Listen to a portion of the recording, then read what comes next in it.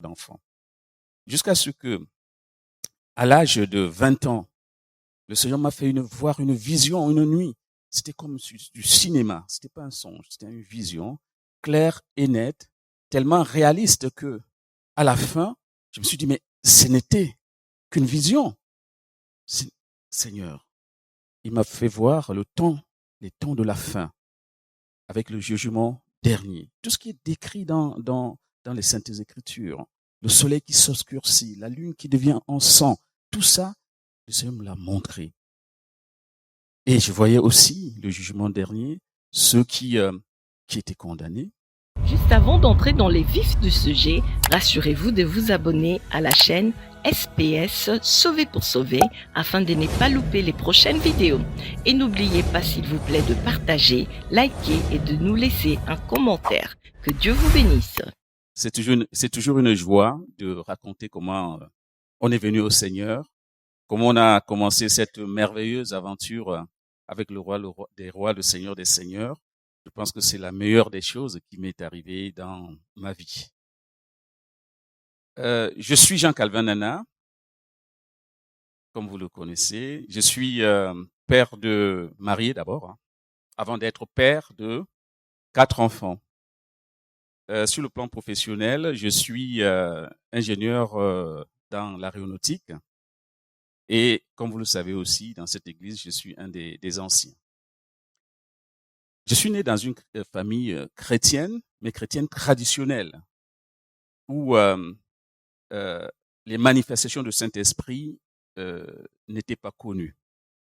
Mais dès le bas âge, à partir de 4 ans, 5 ans, par la grâce du Seigneur, j'avais développé une relation vraiment intime avec le Seigneur. Une relation vraiment de confiance avec le Seigneur.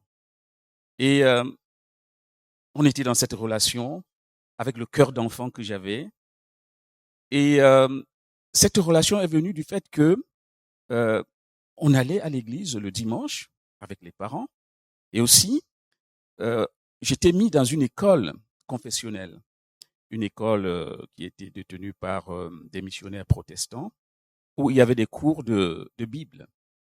Ce qui fait que ça a développé ma petite connaissance dans cette marche avec le Seigneur. Mais c'était une relation assez forte quand même, parce que je pense que ça bâtit ma foi. Et entre parenthèses, je rends un hommage aux monitrices et aux moniteurs d'enfants. L'œuvre que vous faites, c'est quelque chose de formidable. Continuez. Et bien sûr, à l'âge de 12 ans, le Seigneur, connaissant ma soif de lui, m'a fait rencontrer un ami que je connaissais de longue date. Il s'appelait Isaac, je l'ai pas oublié, parce que ça fait longtemps. Et cet ami-là avait rencontré le Seigneur de la bonne manière, avec le plan de salut, etc. Et il m'a présenté le plan de salut. Et c'était là la réponse à la soif qui était au fond de mon cœur d'enfant. Et j'ai donc accepté de me joindre à cette communauté réveillée de l'époque. C'était au Cameroun. Et les églises réveillées, on connaissait même pas. Moi-même, avant de recevoir le Seigneur, je ne savais pas ce que c'était. Et du coup, ça a provoqué, de ce fait-là aussi, de l'incompréhension dans ma famille. Et puis, ils auraient bien aimé que je continue dans cette voie de protestant traditionnel. Ça ne leur posait pas de problème. Mais cette nouvelle naissance et cette nouvelle approche a provoqué un vent, on va dire, de panique dans la famille. Et ça s'en est suivi des pressions que j'abandonne. Et le Seigneur m'a donné la force de tenir bon. Jusqu'à ce que un jour, l'église dans laquelle on allait déménage. Et en Afrique, quand une église déménage, c'est pas comme ici, on cherche pas sur Internet. Voilà un gamin de 12 ans, une église qui déménage, je savais pas où ils étaient partis. J'ai cherché, j'avais beau chercher, je n'avais pas retrouvé l'église. Mais au fond de mon cœur d'enfant, il y avait cette soif-là qui était restée. J'avais continué à adorer mon Seigneur, à prier, entretenir aussi bien que mal cette flamme que le Seigneur avait mis au fond de mon cœur d'enfant. Jusqu'à ce que, à l'âge de 20 ans, le Seigneur m'a fait voir une vision une nuit.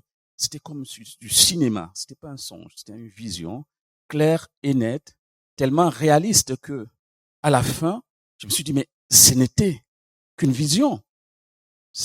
Seigneur, il m'a fait voir les temps de la fin, avec le jugement dernier. Tout ce qui est décrit dans les Saintes Écritures, le soleil qui s'obscurcit, la lune qui devient en sang, tout ça, le Seigneur me l'a montré. Et je voyais aussi le jugement dernier, ceux qui étaient condamnés et ceux qui étaient sauvés. Mais je restais sur le bord du chemin. Je n'osais pas m'approcher parce que je voulais pas savoir quel verdict j'aurais.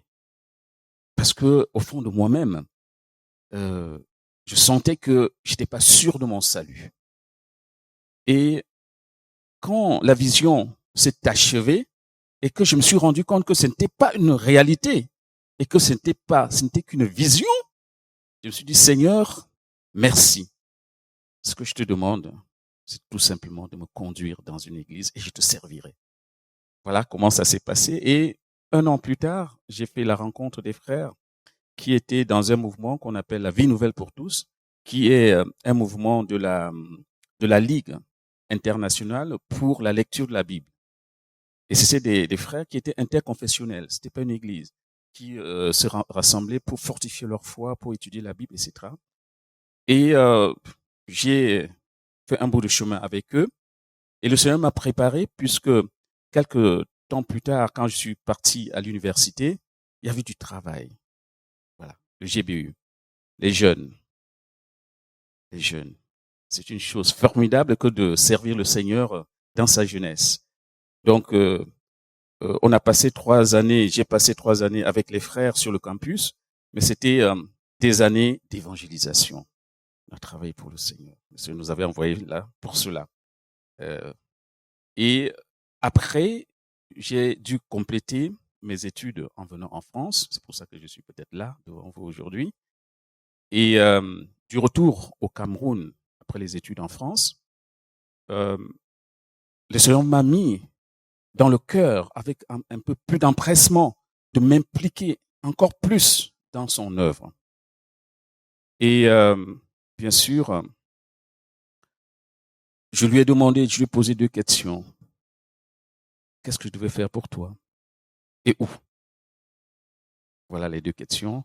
C'est tout simplement, la première réponse était, Jean Calvin, je te demande de soutenir l'œuvre au travers des soutiens que tu apporteras aux hommes de Dieu, c'est-à-dire les pasteurs. Un soutien. Parce que nos pasteurs sont souvent isolés. Ils sont souvent seuls. Ils ont besoin des personnes, même si on ne les voit pas, qui les soutiennent dans la prière, qui les soutiennent, même quelquefois en intervenant, en prenant avec eux une petite charge qu'on peut les déléguer. Le Seigneur dit, voilà à quoi tu es appelé. Et je lui ai aussi demandé, Seigneur, où ça se passera? Et comme j'étais au Cameroun, je suis rentré à l'église, j'ai dit, voilà, j'ai partagé la vision avec les pasteurs qui étaient là. Ils disent, oui, Jean Calvin, j'approuve que le Seigneur m'a aussi montré, et je confirme que le Seigneur m'a montré que tu devais être dans cette voie. Et le Seigneur m'a dit, ce sera pas là. Ce sera en Europe. Voilà. J'ai dû faire mes bagages pour revenir en France.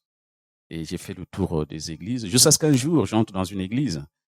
Pour moi, c'était pas cette église-là. Ça pouvait pas être cette église-là. Et quand je voulais sortir, le Seigneur m'a dit, ce sera là. J'ai dit, mais Seigneur, non, ça peut pas être là. Parce que le Seigneur nous surprend. Et il faut obéir. Et donc, depuis une vingtaine d'années, je suis dans cette démarche avec le Seigneur. Et aujourd'hui, je peux me tenir devant vous. Et je suis encore dans cette église, toujours dans cet appel, dans cette démarche. C'est pour ça que de temps en temps, vous pouvez me voir apporter la parole. C'est toujours dans cette démarche que le Seigneur a mis dans mon cœur. Et avec obéissance, je fais mon bout de chemin avec lui. Bien sûr, cet appel, quelquefois, je suis aussi appelé à intervenir dans d'autres églises. Si le Seigneur me sollicite, oui, je peux aussi y aller. Mais depuis que je suis arrivé, le Seigneur a trouvé qu'il y a pas mal de choses à faire ici. Donc, je suis concentré vraiment dans notre église. Que la gloire lui soit rendue.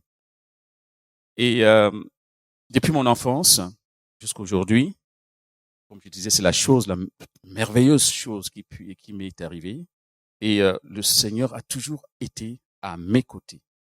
Nous avons chanté tout à l'heure que c'est un ami. Oui, il a toujours été un ami fidèle. Et je lui suis infiniment reconnaissant. Et mon témoignage peut se résumer tout simplement avec le psaume 34, les versets 8 et 9, qui dit ceci. Sentez et voyez combien l'Éternel est bon. Heureux l'homme qui cherche en lui son refuge. Soyez bénis. Si vous avez été béni par ces enseignements, ces temps de louange et d'adoration, ces témoignages, n'hésitez pas à vous abonner sur cette chaîne SPS Sauvé pour sauver. SPS Sauvé pour sauver, l'évangile de Christ pour les saluts des âmes. Ici, nous témoignons de Jésus. Que Dieu vous bénisse.